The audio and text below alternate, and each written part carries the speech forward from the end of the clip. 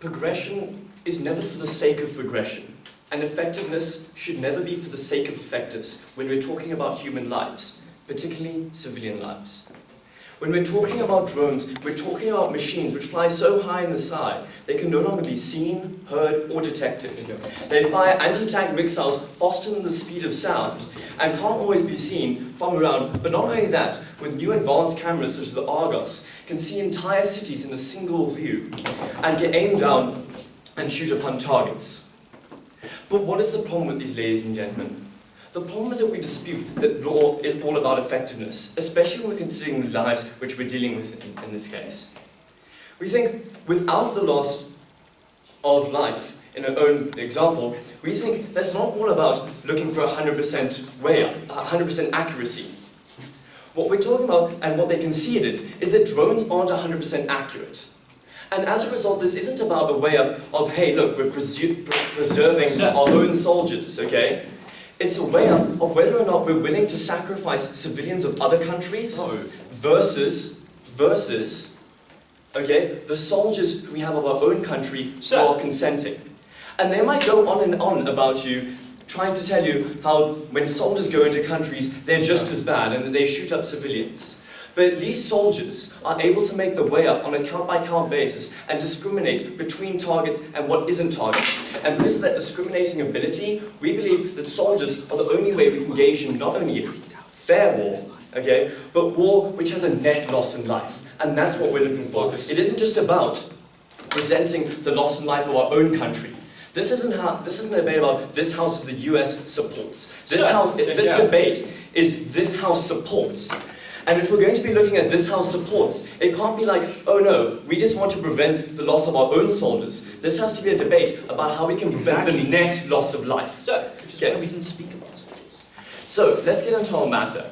What I'm going to be first dealing with is the idea of a lower, not taking Josh, okay, is the idea of lowering the barrier to war. What we want to prevent is the idea in an instance where we have more reckless war and more reckless killing, ladies and gentlemen. The second issue which I'm going to be dealing with is the problem of unfairness in war and the ability to create might as right. And then I'll also be looking at the problems of inaccuracy and the way up of life. So let's look at the first instance, ladies and gentlemen. The problem which they made throughout their speech is when Sam came up in here and he said, look, we're not going to be talking about individual cases or cases where they've been used. It was a problem, because you have to reverse the logic, ladies and gentlemen. You have to see that the mechanisms of drones create an instance where we create more wars, where we create more reckless wars. Marcus. The reasons for this are twofold. The first one is looking at costs. When we look at costs, countries bear two kinds of costs. The first of which is the cost in terms of finance. America alone spends more money on its military than a combination of every single other country in the entire world. And we think the reason why this acts as an accountability mechanism is because America now have to justify the invasion of different countries through their budgets. We think the use of soldiers is incredibly expensive because of the entire machinery and the mechanism of war which you require when you have soldiers. And when you have drones, the costs dramatically increase. Now, the problem with this is when the costs dramatically increase, it becomes easier to justify interventions going into war, and as a result, we have less accountability and less incentives not to enter into war. Secondly, we think, assume we're not conceding that they are increasing the amount of life within their own citizens, we feel as though this as well only reduces the accountability which governments have to justify their actions within war and the fairness by which they conduct that war. Secondly, the other mechanism by which we lower the barrier is through the public, not taken. The first one of which is through law. We think currently as it stands at the moment, in our current situation, the laws in America are incredibly weak, allowing for someone like Obama to just sign orders secretly to allow for drone strikes to take place. This is problematic because we think it's fundamentally undemocratic that we allow this secrecy to happen. But we don't think that side proposition can come up here and say, oh, well, things are going to change. The first reason is because we feel as though that change can happen without having to use these in the status quo. The reason for this is when we don't support the use of drones in the status quo, it forces legislators to a larger degree to progress their legislation to best ensure that we can use them in the future, perhaps. Secondly, what we feel is that they need to then justify that we're willing to sacrifice people and civilians on the ground at the moment in order to justify some kind of legislative change which makes it fair in the future. And they're conceding in that it is unfair at the moment. Please. Not taken. Okay. The next problem which we have is through support. We think a huge accountability mechanism with governments invading in militaries is through the support of their own people in that country. When America goes to war, they need to justify it to their own people, and they need public support. When we allow drone soldiers to do it not only secretly, but we lower the barrier which the public receives in war, it lowers the incentive for them to oppose wars in the future, and increases the incentive for government to actually engage in wars. But we think the greatest extent to which this happens, which is with the soldiers which actually decide to sign up for these militaries themselves.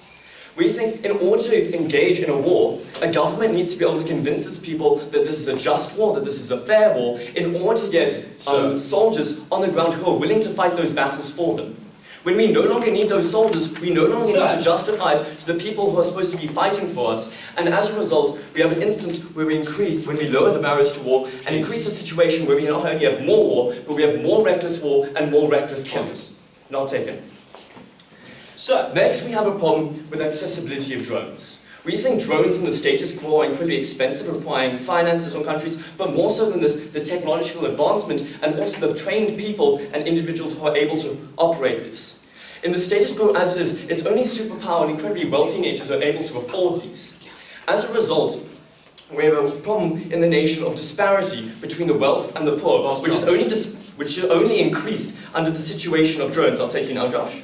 So, 40,000 people died on the land invasion. Why is the 2,000 deaths cumulatively of US drones not much better for people who are trying wonderful. to protect? Okay, so if we're talking about land invasion, we feel as though at the status quo, the nature of war and which the America engaged in war, the status quo is very different from like World War II and the such.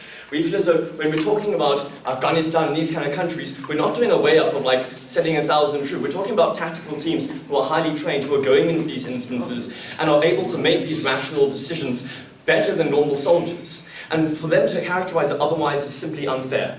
But largely, as I was continuing, we feel as though by creating this disparity, we create a situation where we allow larger countries to bully smaller countries into using their might, using their advancement, and allows them to develop a situation in which they become moral arbiters for smaller countries. But lastly, ladies and gentlemen, we feel as though they can't just simply say that effective is right. We feel as though we have never allowed in the history of mankind to say simply because it's effective, it's justified. We feel as though under the Constitution, under the Geneva Convention, it says that just because something is effective doesn't mean it's justified. What it needs to be is discriminatory, what it needs to be is proportional as well. And that's what we need from side proposition today, and that's what they haven't provided us today. Thank you very much.